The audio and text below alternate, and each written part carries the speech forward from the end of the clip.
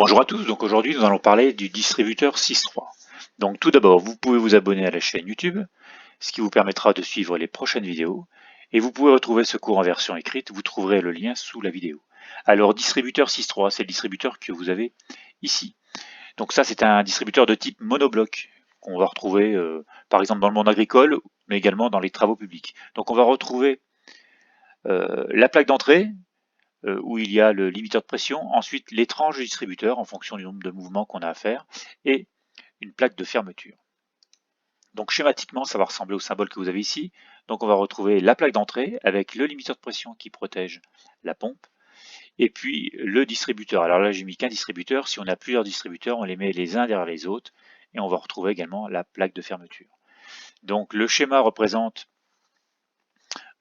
les fourches d'un chariot élévateur. Donc là, ici, vous avez la fourche, les charges respectives, le mât, le vérin, la pompe, le moteur thermique et le filtre. Alors distributeur 6.3, pourquoi est-ce qu'on l'appelle 6.3? C'est quand on regarde la position centrale, là on a 6 orifices, 1, 2, 3, 4, 5, 6. Et 3 positions pour 3 cases. Alors attention, 6 orifices, c'est en interne. Le distributeur n'est connecté qu'avec seulement 4 tuyaux. On a un P pour pression, un T, tank, retour au réservoir, et R et B qui vont vers 1. Le distributeur 6.3 est progressif ou proportionnel. Les doubles barres indiquent que le tiroir se déplace non pas brutalement mais progressivement ou proportionnellement en fonction de la consigne. Là j'ai mis une consigne manuelle, ça peut être une consigne électrique ou hydraulique, ça fonctionne de la même manière. En fonction de la consigne, par exemple la case du haut va venir progressivement effacer la case centrale. On distingue également le distributeur 6.3 grâce à son centre à suivre. Là, le centre à suivre, c'est la flèche que vous avez là. Si on rajoute 1, 2, 3, 4 tranches de distributeur, on s'aperçoit que ce centre passe par tous les centres des distributeurs avant de retourner au réservoir. Donc la flèche, on l'appelle centre à suivre.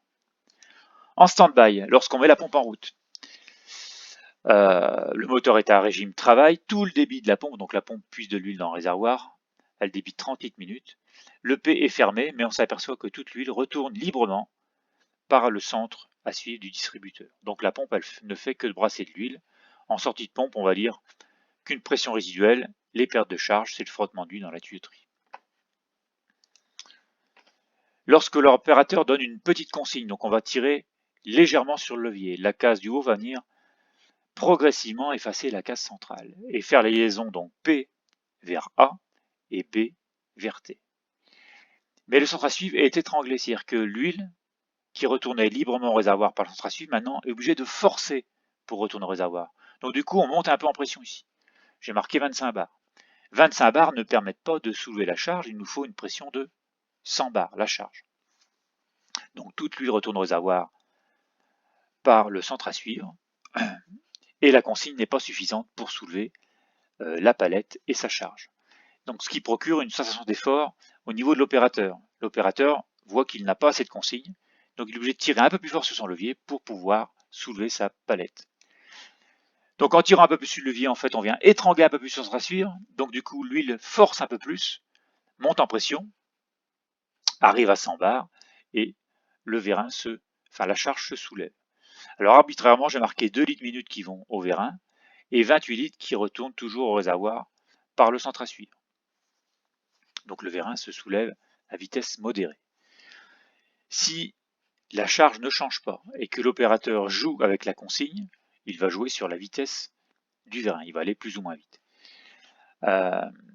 Maintenant, en conservant sa consigne, si la charge augmente, par exemple là on a doublé la charge, l'opérateur s'aperçoit que le vérin s'arrête.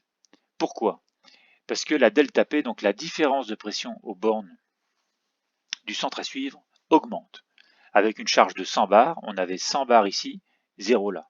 Maintenant, on a doublé la charge. Bon, on s'aperçoit qu'à partir d'une pression par exemple de 120 bars, toute l'huile issue de la pompe va retourner au réservoir par le centre à suivre. C'est-à-dire que l'huile se séparait, il y avait 2 litres qui allaient là et 28 litres qui allaient là. Dès que ça va forcer, on va monter par exemple à 120 bars et toute l'huile va retourner au réservoir par le centre à suivre puisqu'on a augmenté la différence de pression aux bornes de la fuite, aux bornes de l'étranglement.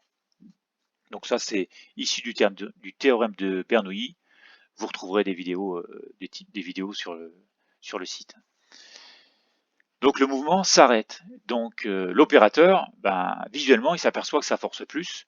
Donc s'il veut conserver sa vitesse, faut qu'il joue sur sa consigne. Et ce qui lui procure vraiment la sensation d'effort, la sensation de la charge. La charge est stoppée, l'opérateur relâche sa consigne, donc on est en position stand-by, toute l'huile retourne au réservoir par le centre à suivre librement. Ici sur la branche A, on a la pression de la charge, 200 bars. Alors le distributeur est fermé, mais c'est un distributeur de type tiroir, c'est-à-dire qu'il n'est pas étanche. On peut avoir quelques fuites qui vont de A vers le centre à suivre. Donc le vérin ne sera pas maintenu en position, il peut dériver. Pour reprendre la charge, l'opérateur va tirer progressivement sur son levier. En tirant progressivement sur son levier, on va étrangler progressivement le centre à suivre. Du coup, on va monter en pression en sortie de pompe. Mais ce clapet antidérive, le clapet repère 4, permet de faire la reprise de charge. C'est-à-dire que si on n'a pas ce clapet-là, ou si on n'aurait pas ce clapet-là, dès lors que l'opérateur tire sur sa consigne, on s'aperçoit que le vérin, que la charge tend à descendre plutôt qu'à remonter, puisque l'huile serait orientée vers le réservoir par le centre à suivre. Or, avec le clapet antidérive, même si on a une petite consigne qui n'est pas suffisante pour soulever la charge, par exemple 25 bars, la pression de la charge, donc ici 200 bars, vient se loger derrière le clapet. Et tant que l'opérateur n'a pas suffisamment de consignes pour soulever la charge, le clapet reste fermé et la palette ne se soulève pas. Donc il faut augmenter la consigne, pour arriver à soulever la palette et à soulever ce clapet antidérive. Donc voilà, donc on augmente la consigne jusqu'à atteindre les 200 bars et le clapet antidérive se soulève et la palette se soulève. Lorsque le vérin arrive en butée, la pompe cumule son huile, la pression tend à monter, alors c'est instantané, jusqu'à atteindre la valeur du limiteur de pression. Donc il y a toujours une partie qui retourne au réservoir par le centre à suivre et le reste retournera au réservoir par le limiteur de pression. Et va nous maintenir une pression, va nous limiter une pression de 250 bars dans tout le circuit. Donc là on a 250 bars partout. Donc voilà, donc c'est fini pour aujourd'hui. N'hésitez pas à poser vos questions.